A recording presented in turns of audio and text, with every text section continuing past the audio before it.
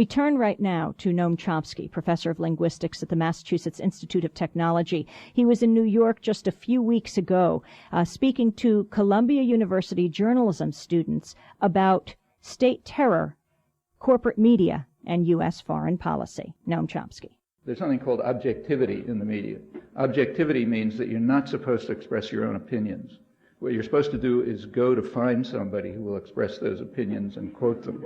And if the person is a recognized expert, then it's fine. So, for example, and it usually works. I mean, usually in the local university, there's somebody who's a recognized expert who will say exactly the right things, so you can quote them. It's kind of interesting to see what happens when it doesn't work. So, for example, during the 1980s, for some reason, I don't understand why, the Latin American profession happens to be different from most of the academic professions.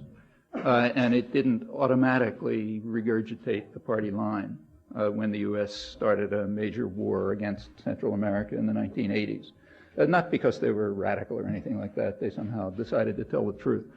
So they were excluded. In fact, if you look through the 80s, interesting thing is very rarely is a Latin American specialist cited. So, for example, the major Latin America, U.S. specialist on Nicaragua, Tom Walker, who's respectably conservative and so on, he never got cited. In fact, he sent an annual op-ed to the proposal to the New York Times, never got there. In fact, the media had to invent their own specialists. And it's kind of intriguing how they did it. I'll discuss it if you like. I know something about it because some of them were friends. But they invented their own specialists who would give the party line. So anyhow, to make it clear, I'm not talking as a linguist. You know, anything that I'm saying about language, any junior high school student can understand easily, I think. And on most issues of human affairs, either nothing is known, which is the usual case, or what is known is simple enough so anybody can understand it. That's almost always true. A big effort made to prevent people from perceiving that fact, but it's basically correct. Few exceptions, but not many. Second thing I'd like to clarify has to do with manufacturing consent. I don't take any credit for that. It's not my term. The term comes from the leading figure in U.S. journalism in the 20th century, Walter Lippman, highly respected journalist, around 80 years ago, almost. And he didn't describe manufacture of consent. He prescribed it. He said the most important duty of the intellectual classes, what he called the responsible men, namely those who follow orders, their most important duty is manufacture of consent. He called that a new device in the art of democracy. Came out of his experience in Woodrow Wilson's propaganda agency during the Second World War, which was highly successful. They managed to turn a pacifist country into raving anti-German fanatics within a couple of months, and they're very impressed, especially the intellectuals. So if you read the intellectual journals, you know, John Dewey Circle and so on, the Republic, they were extremely impressed with themselves because they said for the first time in history, a war had been started not by generals and, you know, bankers and all these bad people, but by intellectuals, the responsible men of the community who took an intelligent, careful, pragmatic look and decided that we have to be raving anti-German jingoists. What they didn't know at the time is that they were victims of an even better propaganda agency, namely the British. The British established a Ministry of Information, which was what you would imagine would be under such a title, the main purpose of which was to try to get American elite intellectuals to become raving anti-German jingoists, because that's the only way Britain would be able to survive. And it succeeded very well. And the ones who took it over were very impressed with themselves, and Walter Lippman was one of them. He was in the committee, and he then wrote some books on what to do. And one of them explained the importance of manufacture of consent, the task of the responsible men of the community, who have to be protected from what he called the trampling and the roar of the bewildered herd. That's all those other slobs out there, while they carry out the important work of the world. It's a democracy, so look, it's a democracy, and therefore the public has a role. Their role is to be spectators, but not participants, although every once in a while they're permitted to lend their weight to one or another member of the responsible men, like what's happening next November. but then they're supposed to get back in their box. That's the way a democracy functions, and to make sure it functions properly, you have to have manufacturer consent, because otherwise the bewildered herd gets out of control. So I take no credit for those views. I'm simply quoting them. And it's very widely held. The U.S. Huge public relations industry is founded on exactly the same principles. In fact, its leading figure, leading guru, Edward Bernays, who comes from, who was a Wilson, Roosevelt, Kennedy liberal, highly respected left liberal, one of the main founders of the industry. He also came out of Woodrow Wilson's propaganda institution, the Committee on Public Information, it was called. And he was very impressed too, wrote a book called Propaganda a couple of years later, which is one of the manuals of the public relations industry, in which he said that our task is to regiment the minds of men just the way an army regiments their bodies. And that's good for them, because he said in this period, this is the 1920s, the masses believe that they can become king, and that would be horrible because it's too stupid to understand anything. So we have to keep them off our backs, and the way we do it is by regimenting their minds, and that's the mission of honorable, respectable people. Same thing in the academic literature. Good bit of modern political science comes out of exactly the same ideas. One question that's never asked is, how come we're the responsible men? So like Lippman doesn't ask, why am I a responsible man, but not, say, Eugene Debs, who happened to be in jail. Because he made speeches questioning the nobility of Wilson's war. So he was sent to jail, and the leading figure in American labor, presidential candidate, and so on, and was treated so vindictively that Wilson wouldn't even grant him an amnesty when everybody else got an amnesty. So why is he rotting in jail, and Wilson is a respectable man, a responsible man? Okay, well, I won't bother answering the question, but that's not asked. It's not asked, so we don't have to answer it because the answer is obvious. So that's background. One more comment. I think we should be very cautious about illusions about a golden age, as if things were somehow better once. My own impression is it's not the case. I think the media are more open and more free and more challenging of authority now than any time in any period that I've studied them, last 100 years or so. Certainly much better than 30 or 40 years ago. I don't think that's great praise, frankly, but just relatively speaking, that's happened. And I think it's partly an effect of the ferment of the 1960s, which then changed the country, expanded in the 70s and the 80s, affected all the institutions, affected the media as well.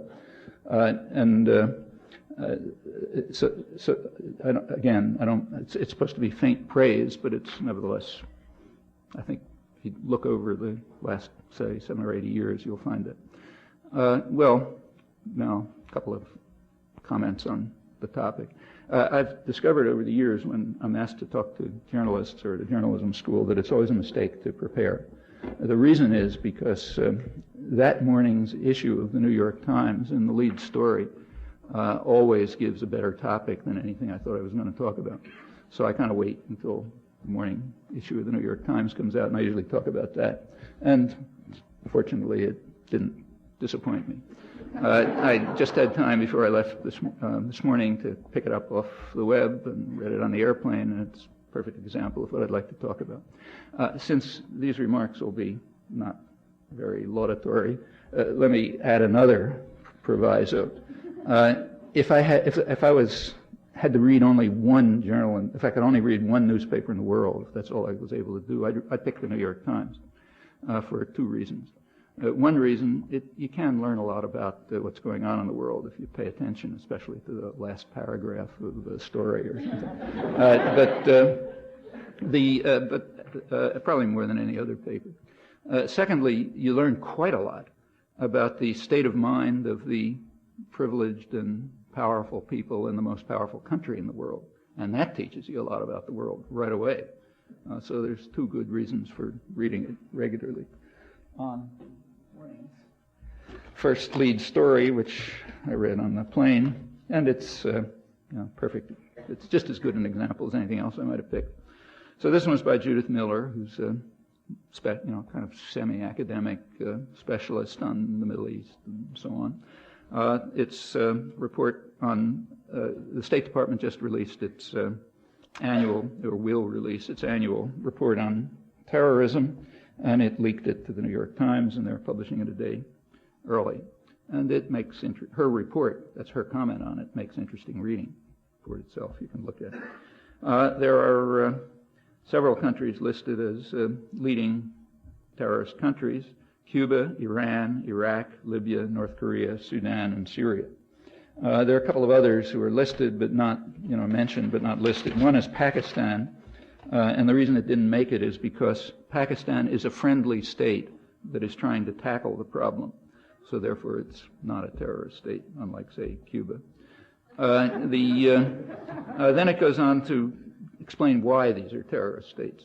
Incidentally, I should say that though it says the problem is severe, it says some good signs, so let me mention the good signs.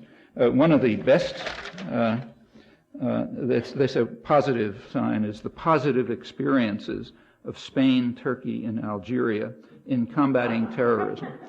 Well, the positive experiences of Spain were just illustrated a couple of days ago when several top members of the government were sent to jail for torture and terrorism and their so-called anti-terrorist campaigns. Algeria is actually an interesting case. If you want, I'll talk about it later. But the most interesting is Turkey. Because what are the positive experiences of Turkey in counterterrorism? Well, the positive experiences of Turkey are conducting some of the worst ethnic cleansing and atrocities of the 1990s, thanks to overwhelming U.S. support, pouring in from the Clinton administration, peaking in 1997 in operations that left 2 to 3 million refugees, about 3,500 villages destroyed. That's 7 times Kosovo under NATO bombing. Tens of thousands of people killed, every imaginable kind of torture and massacre you can think of. 80% of their arms come from the United States, increasing under Clinton. In fact, he had to evade congressional legislation because the arms shipments were mostly illegal. And that doesn't mean, pocket knives. It's jet planes, napalm, tanks. This is real mass murder. In fact, if you look over if you look over U.S. arms shipments to Turkey, it's very revealing. Also, Turkey is, of course, a U.S. military outpost and a strategic ally. So it gets plenty of arms right through the through the so-called Cold War. It stays pretty steady from about 1950 up till about 1984. In 1984, it shoots up. It stays high. It peaks in 1997. In fact, in the single year, 1997, arms transfers to Turkey are higher than the total from 1950 to 1984. Now, what happened in 1984? Was like defending ourselves from the Russians or something? No, it had nothing to do with the Russians, like most of the things attributed to the Cold War had nothing to do with the Russians or Chinese. It had to do with the fact that that's when Turkey started its counterterrorism, that is, its massive state terrorism to suppress the Kurds in the southeast, whose protests, who were under a regime considerably harsher than Kosovo Albanians under Milosevic prior to the NATO bombing, and whose protests were always suppressed. You can't even talk about the right of Kurds to, say, speak their own language without getting tossed in jail. And a guerrilla insurgency started, and then the counterterrorism began with the consequences I mentioned. And the arms shipments had to go up because, of course, typically the U.S. is very much in favor of state terrorism. In fact, Washington is the center of global state terrorism and has been for years. So when a country has to suppress its own population by ethnic cleansing and massacre and village destruction and torture, you can be pretty sure that U.S. arms are going to be flowing in if it's an ally. So, for example, Saddam Hussein in the 1980s, when he was just doing things like, say, gassing Kurds and torturing dissidents, he was an ally. So the U.S. was supporting him with all sorts of aid, including military aid.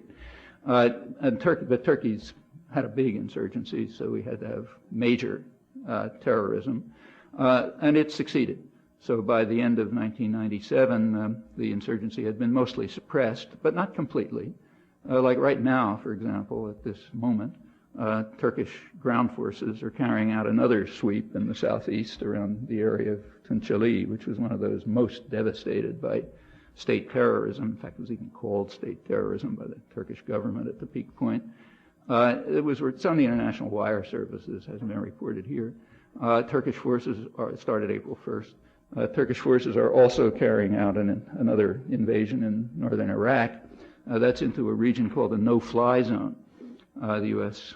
Keeps bombing Iraq to protect the Kurds in that area, to protect them from the temporarily wrong oppressor. But Turkey is a fine oppressor, so when Turkey invades to carry out more anti-terrorism operations in northern Iraq in the no-fly zone, that's fine. That hasn't been reported either. But it did more, but despite the fact that the operations still go on, they mostly succeeded. So Turkey's position, Turkey had been the leading recipient of U.S. arms. Israel and Egypt are in a separate category. It's nothing to do with anything except U.S. role in the Middle East. But aside from Israel and Egypt, Turkey was the champion in receiving U.S. arms because it had this major internal resistance to suppress with extreme violence. Last year it moved down to second place, and in first place went Colombia. The reason is, and you're not supposed to notice this, because Colombia has been the leading recipient of U.S. military aid and training through the 1990s, and it has the worst human rights record in the 90s. That's a very consistent correlation, incidentally. But they have not succeeded in putting down their internal insurgency, which grows out of horrendous socioeconomic conditions and so on. They need more aid, so therefore they took first place, and next year it's going to go up higher, in fact higher even than El Salvador in the 1980s. We're supposed to believe that has to do with the drug war or something, which is ridiculous, but that's terrorism. So Turkey is praised for its positive experiences in suppressing terrorism, meaning it has carried out some of the worst state terrorism of the 90s, like much worse than anything attributed to Milosevic and Kosovo. So everything's not bad. And so it's inconceivable that Judith Miller doesn't know this. This is the area that she specializes in. Of course, a reader of the New York Times wouldn't know it because it isn't reported. I went through Times reporting on this, and occasionally there's a mention phrase somewhere that says, things aren't beautiful. But what I just described, you'll rarely find. In fact, in the last couple of years, you'll find it in one op-ed by a Middle East specialist, Nicholas Pope, mentioned some of these things. So that's Turkey, where there have been good things going on. Let's look at the bad ones. Well, as I say, Pakistan's not listed because it's a friendly ally. What about Iran and Syria? Well, they're there. Ugly places, undoubtedly, and surely terrorist states. There's no doubt about Iran's involvement in terrorism. In fact, the worst example was probably inadvertent. In fact, almost certainly inadvertent.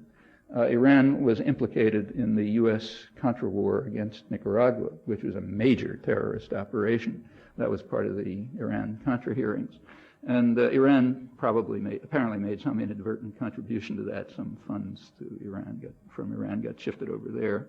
So that's Iran's major contribution to terrorism in the last 20 or 30 years, far beyond anything else that's been attributed to them. But of course, that's not what they're talking about. What they're talking about, and they say, is that Iran and Syria have been supporting regional terrorist groups like Hezbollah, which seek to destroy the American-supported Middle East peace effort. So that's terrorist. Noam Chomsky, professor of linguistics at the Massachusetts Institute of Technology, speaking about media, state terrorism, and U.S. foreign policy.